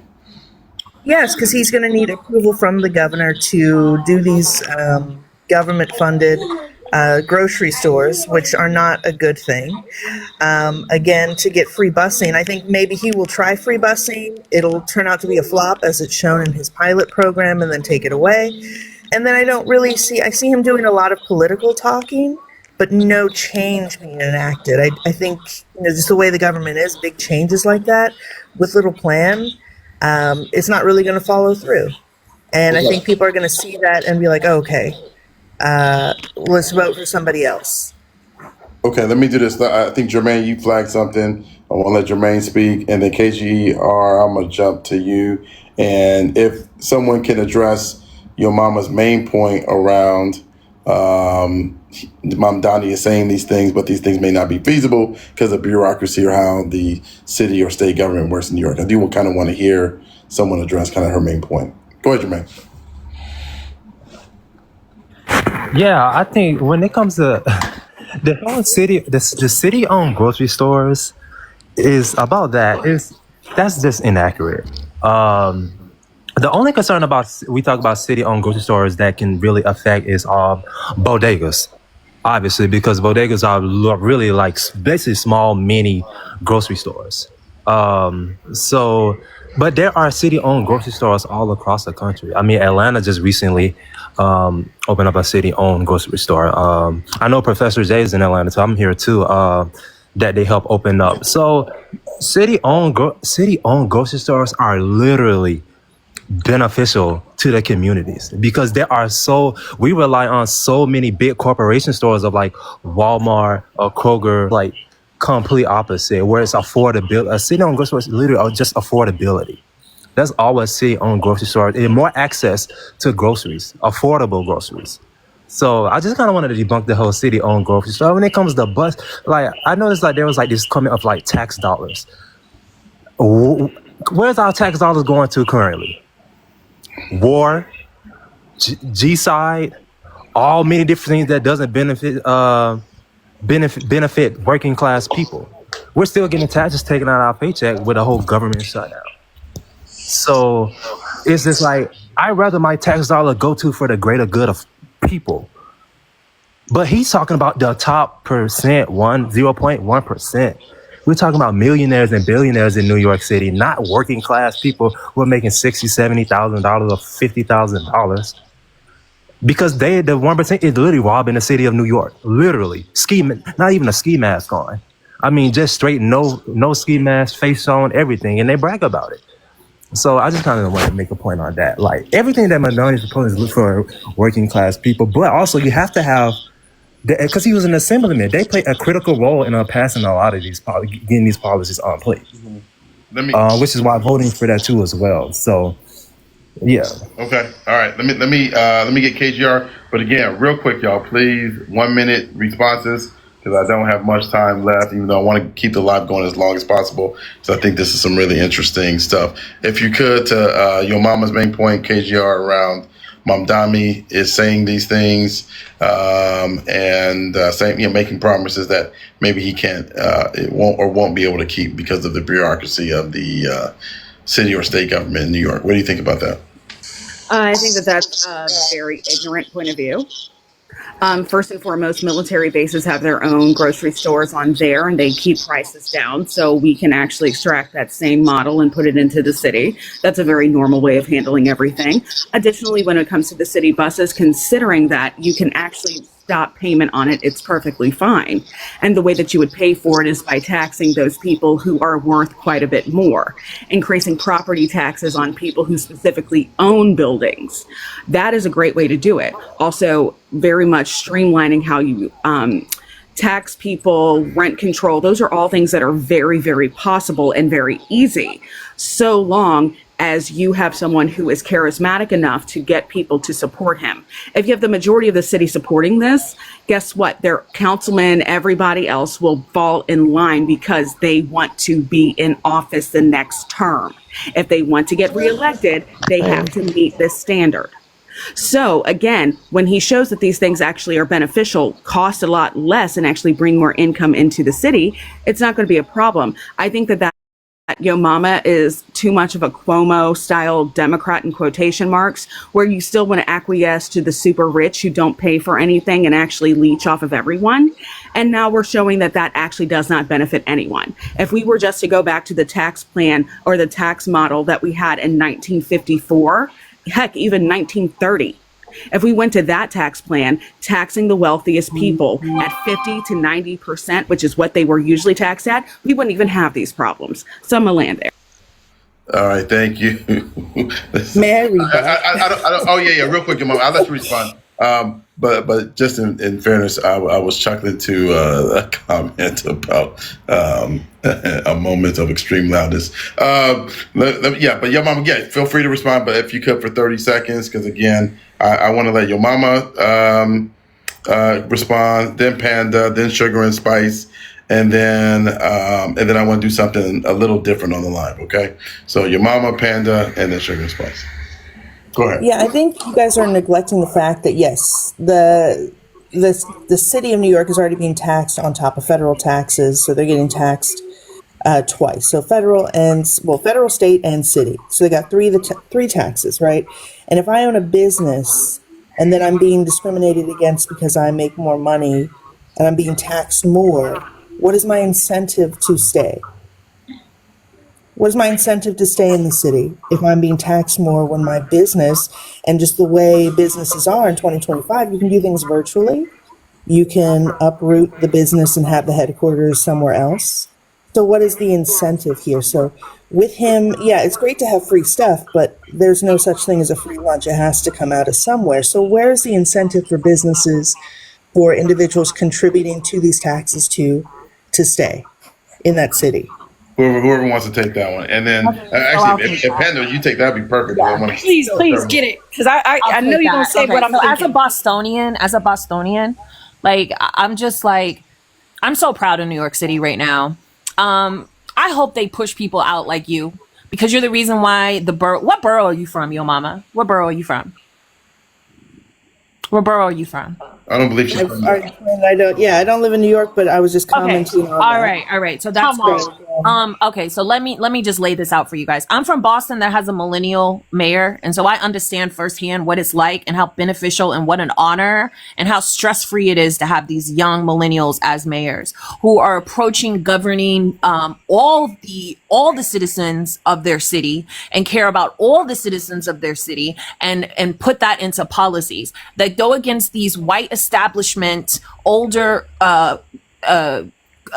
professional politicians that have made it a point to convince the younger voters that nothing's ever going to change, right? And that we need to stick to the old status quo. First of all, we already know that the rich won't leave because they never leave New York. You know why they don't leave New York? Because they can't get what they get in New York in red states.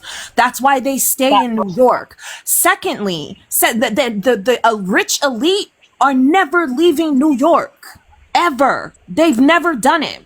Secondly, the guy that you want and like in 1992 trumped up 6 crimes and made it up for publicity. And of those crimes involved people of a marginalized group, right? Until he finally got a big one in his gut and called wolf, and people were questioning if it was really real because he lied about it since 1992. Thirdly, I just want to say this. New York City is being gentrified. It's being gentrified. The culture of New York City is being defined by people, or trying to be defined by people who are you. Do you want me to stop? My bad. No, I'm telling people to tap. My bad. As soon as just like my city, Boston, right? Like we don't call it Nubian Square anymore, right? Because all the white people done moved into 02119, the place where frickin' Malcolm X stayed and hung out at.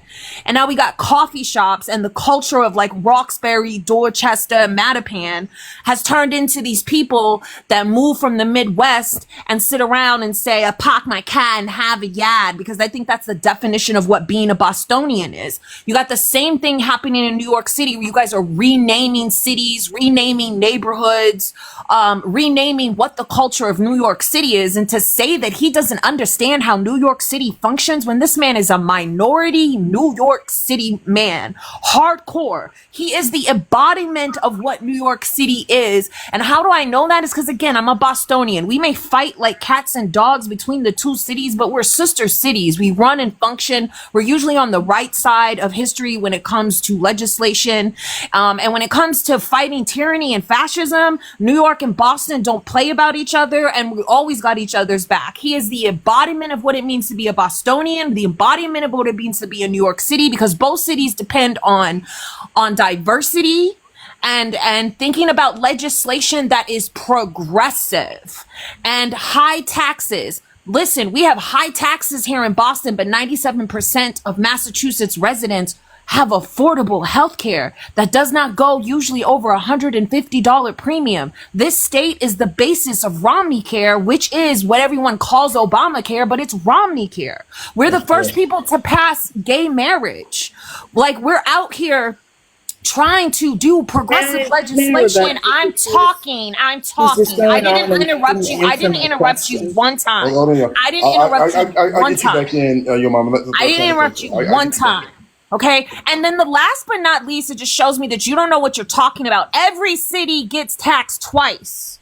Because everybody has to pay federal taxes. And then when you own a company in a city and you're benefiting from that and you're making money off that city, hell yeah, you need to give back to the community that is making you money. It is your responsibility. The only people who are getting free lunch in New York are the 1% billionaire and millionaires that don't pay their share of taxes and take away from the city and gentrify it and don't contribute at all to the culture of New York City. They are the free ones. And you know what? I don't care if a poor mom with kids who's trying to go to school or a middle class blue collar person gets free shit. Take $100 out my check every week. Go ahead, take that.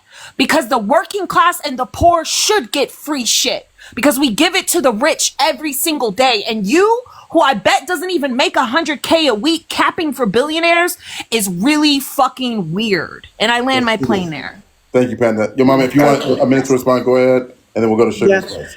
In no way during your rambling have you answered my question. You said, my question to you, or just to the panel, was what is the incentive for businesses or those who make a lot of money and will be discriminately taxed? What is their incentive to stay? I answered it. Their incentive is the fact that they have not left the city because they know they make more money in New York City and they're protected by progressive legislation. I answered that. It's not my problem that you can't comprehend past the fourth grade level. I don't think you're understanding quite literally. Can I answer the question? Hold up. Real quick, let's not make generalizations on what people comprehend or not. That can get problematic. I don't want it to get into personal insults. But if someone wants to, well, I feel like Panda answered the question. I feel like she answered. I do too, but I mean, I don't think she did. I think she just. But go ahead. But hold on, y'all. Allow me Let's to. let your mama finish. Go ahead. Yeah, If you have something else you want to say, go ahead. There really is no incentive for them to stay if they're going to be taxed, and then plus he wants to raise the minimum wage. So what benefit is of the business? Okay. Why would I stay if I owned a business? Like, hey, I can just move this business out of here where I'm going to save money.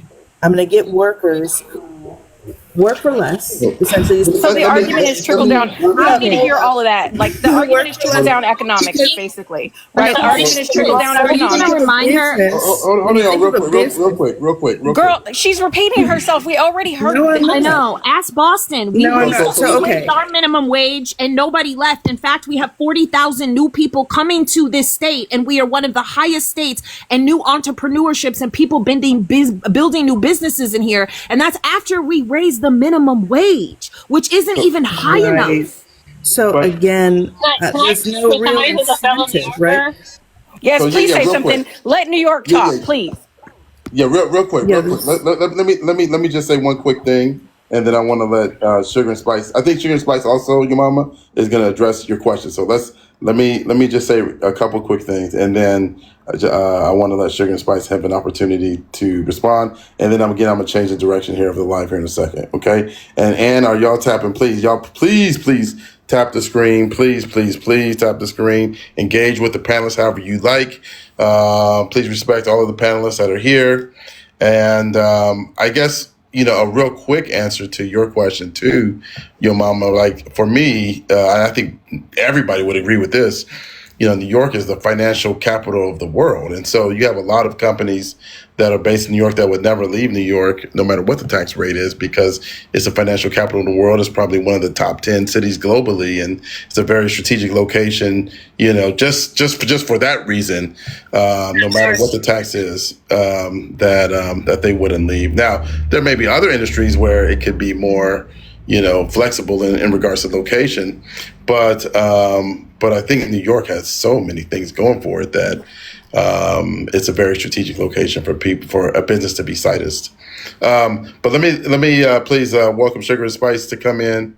And Sugar and Spice, your thoughts about the election, and of course, if you want to address your mama's question. As a New Yorker who's lived here my whole life and I work for this city, that's not true. No businesses are going to leave here. They always say, "Oh, we're gonna leave. They're not going nowhere. They make the most money here, and they're not going to leave. You know how much times they say, "Oh, we're going to leave. We're going to take our business and go somewhere else," and where you're going to go? You're not going to get the money that you get here. They're going to get somewhere else. It's not going to happen. The taxes, yes, or they're gonna tax the rich. Okay, great, tax the rich because they need to be taxed more. It needs to take it away from the working class. Tax them way more. They're not going nowhere. No, like what the host just said. This is the wealthiest place, one of the wealthiest places in the world. They're not going nowhere. Yeah, I have a very similar I want to opinion. give some statistics on this. So again, in 2021, just New York lost, 487 single businesses, and then during the pandemic, Manhattan lost 5,000 businesses. 2022, 400 During the businesses. pandemic, this is Again, during the pandemic. No, because she's giving misinformation. So hang the fuck up. Because you're not just going to make a generalization. Girl, shut the fuck up. Financial services have been moving some 158 firms. Girl, okay. It's really annoying. Billion assets in August of 20. Shut up. He said shut up. Give me a second, y'all. Because, all right, those statistics, you got to put them in context. I would imagine that a lot of businesses it get counted in if they failed as a business, not necessarily. That's also small businesses. That's not major corporations. They're not. That's small businesses. Business is business, right? Right, sure. She's being inaccurate because she's not including the growth that New York experienced in 2021, right? So I can say all day that Boston lost 600 businesses, but if they gain 1,200, right? If they gain 1,200, what the fuck are you talking about? Look, y'all, I think it's a futile effort. You're being disingenuous. And then we're arguing. I'm saying that there's to quote the pandemic when every single city lost businesses during the pandemic is asinine. Asinine. And to compare any business. Hold on, y'all. Real quick. Y'all know I want to keep it orderly, but please, for everybody, let's stay on turn. Let me do this, okay? Because I wanted to shift the focus of the live real quick, and I'm gonna do this, y'all. Yeah, this is gonna be very different than what I typically do, but this situation calls for it. I'm gonna put my sister Nichelle on the big screen.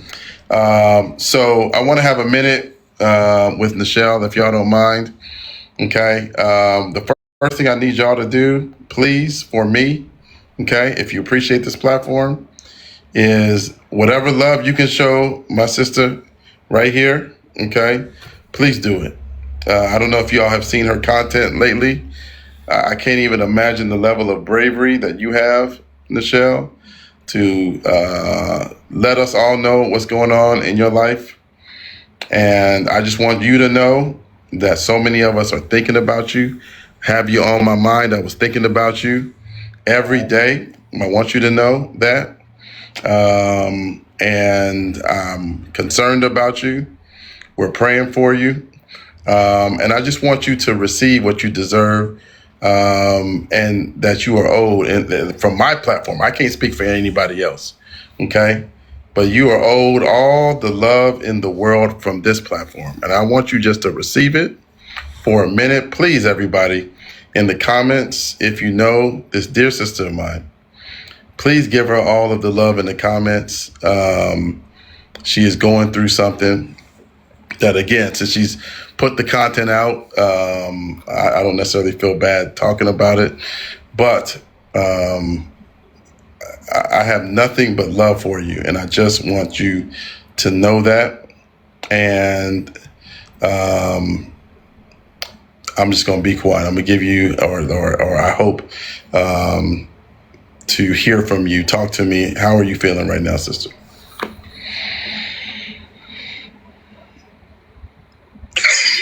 You're about to make me cry. I did not want to hijack this very important live, by the way. No. Thank you for your kind words. Go ahead. Thank you for your kind words. And thank you to all of you all for sending all the love and leaving comments on my posts. For those of you who all don't know, my only daughter is in the ICU right now. She has a condition called hydrocephalus, which is also known as water on the brain, and she has a shunt. And that's like a foreign device in your body, in your brain. And recently we found out that she is infected. That shunt, it's called a shunt infection. And she also has meningitis because of that. And she is in the ICU. And we're going to be here for at least a month. At least a month. And so, yeah, I've read all, I just want y'all to know, I've read all of y'all's comments to her. It's really, really hard. We're used to this. Some of you may know, like last December, she had her 68th brain surgery. We were here for 2 weeks. In May of this year, she had her 67th brain surgery in December of last year, 68th brain surgery in May of this year. And this particular hospitalization is 69, and we're going to hit 70 before we leave. I appreciate the love y'all are giving to me. She's listening right now. She's fighting to stay awake. She's not feeling her best right now. And you can go to my page if you're curious, just to see like what this looks like for millions of people who are caregivers, people who are, hospitalized and don't have necessarily the support. People struggling with healthcare premiums. That's something that we're very concerned about right now. Absolutely. Increasing. It's a lot. It's a lot. So normally I just kind of soldier through this. I've been doing this for quite a long time with her, and so I just normally just do what I do. But she's got an amazing team of doctors here. We've got some critical milestones that we need to reach. Not to bore everybody with all the details, but this is not a wham, bam, and done. If the bacteria that's causing her meningitis and her shunt infection does not respond to the medication that she's on, we have to start over, Smitty. And that could be a month and a half. It gets dangerous. In some of the pictures, you'll see like an external drain on the outside of her body. And so it's particularly challenging for Tiff. I just want the world to know her. She is an amazing human being. I mean, I'm just so honored that God picked me to be her mom.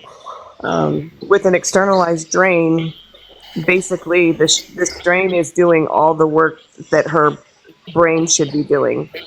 So anytime she wants to move, sit up, lay back, go to the restroom, stand up, we have to readjust the drain. She's completely like immobilized. So when you see the pictures that I posted, the last one of her just getting outside and fighting through it and trying to walk and things like that, she's just an amazing human being. And we're a team.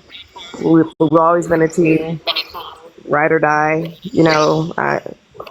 Listen, and anybody who knows me knows my type of personality. I will Claire Huxtable check you in a New York minute, and we up here fighting for our lives. Errors are real, and but we're grateful, and we're grateful for all of y'all. So thank you, Smitty, for having me up, my friend. Absolutely. I was unsure where you were at, and so it sounds like, Tiff, you can hear us, and hopefully you saw some of the comments of love, but we're with you 100%. Anything we can do, we will do it.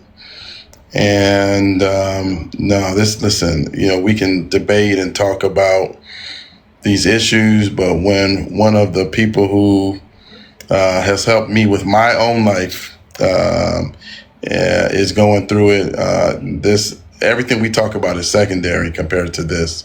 Everything I do is secondary compared to this. So you're never, ever, ever, however long you need to talk about this, feel free to reach out personally. Feel free to, if you just want to come up here and talk about this, I will stop the live and do what we're doing now. Again, Tiff, we're thinking about you, fam, every day. Nichelle, we're thinking about you. We love you every day. Both of you. You may not be aware of how many people you have touched on this app, because we just, we turn this phone on, we open up this app and we just talk, and people in the comments send love, and people on the panel will tell us. But there's a lot of people, I promise you, there's a lot of people that you guys have touched. You don't even know, because maybe they never make a comment or whatever it is, but they'll tell me, they'll reach out to me. Smitty, how's Nichelle? How's she doing? I'm telling you, it happens all the time. And so I just wanted you to know how many people are thinking about you, how many people really, really don't play about you and are concerned about both of you. And sometimes, again, we don't show enough gratitude. And you, I know, fam, you way more comfortable with giving than receiving the gratitude. I know, right? But today I just wanted to stop this live and just show you as best we can virtually how much we love you, love both of you. God, I can't even tell you. And so just, again, anything you need, hell, you shouldn't even have to reach out. We all know what we need to do to support you, and we'll do it in the ways that we all can in this very difficult time, in this very effed up country right now. So that's about it, fam. Please feel free. Anything else you want to say? Yeah, I was just going to say, many people have encouraged me to set up a GoFundMe. I'm still struggling with that, Smitty. You know very well. It's very difficult to do that because everyone is suffering right now. Everyone is, but these back-to-back surgeries. I'm gonna say this. I'm gonna say, in the context of your live and kind of what we were talking about today, and what we've been talking about. There's so many people, and we've all seen like how the disgusting response a lot of people did with the SNAP benefits, and making fun of people and not knowing people's situation, and making fun of people, and me right now, me, literally, the person that you've known for all this time, working and nervous about healthcare premiums increasing and stuff like that. Shout out to all the caregivers, right? It's not easy, whether you're caring for an elderly parent or for a child like I am, or a spouse or any loved one, friend, whatever. Just try your best to have some empathy. Try your best to take a beat before you make a post or repost. There's so much hatred in the world, so much insensitivity, so many assumptions about what you think people are going through. I think that was one of the biggest alarming things I saw with the response to people losing their SNAP benefits. Millions of people, of faces that, making this assumption of what you think that looks like, and you have no idea. There are thousands upon thousands of people, moms, parents, caregivers just like me, that you would never know. Like I said, there were a few people, Smitty, you were one of them. There were a few people that knew what built up to this. This isn't, number one, it's not our first rodeo. Number two, I've been on this app for at least 2.5 years, and she had surgery last December. She had surgery in May, and both of those were about 2.5 weeks long. So you don't know what people, are going through. So just try our best to extend some kindness to people. A lot of people are going through so much right now. And again, I thank you guys. Huh? She does have a change of clothes. Yeah, I'll help you with that. So many people are going through so much right now. So just let's all try our best to be kind to each other and do all the things. All right. Again, Absolutely. No, absolutely. Let's spam some hearts in the chat for our dear sister Nichelle and Tiff. Spam some hearts in the chat for them, please, please, please. Thank you guys very much. And I kind of want to end on that. My heart is not into debate mode right now, as you can imagine. But the community that has been built on this platform, I was only and am only a small piece of that. You guys are the piece, the main piece. So please, please, please, please keep Tiff and Nichelle in your thoughts and your prayers. They mean so much to me, as well as all of you on this panel. I know everybody is going through something specifically. So, again, with that being said, I think I'm going to wind it down and end the live. But we're going to keep talking about this, and potentially, you never know, y'all might see me this evening. We'll do a data analysis type live like we did last year. Nichelle, I was telling the folks that were not here, there were quite a few people that were here last year, a year ago today, about the live that we did. Obviously, did not have the result we wanted, but I thought it was interesting as we were kind of on it very early as to where the results were going. But with that being said, much love, y'all. Y'all take care.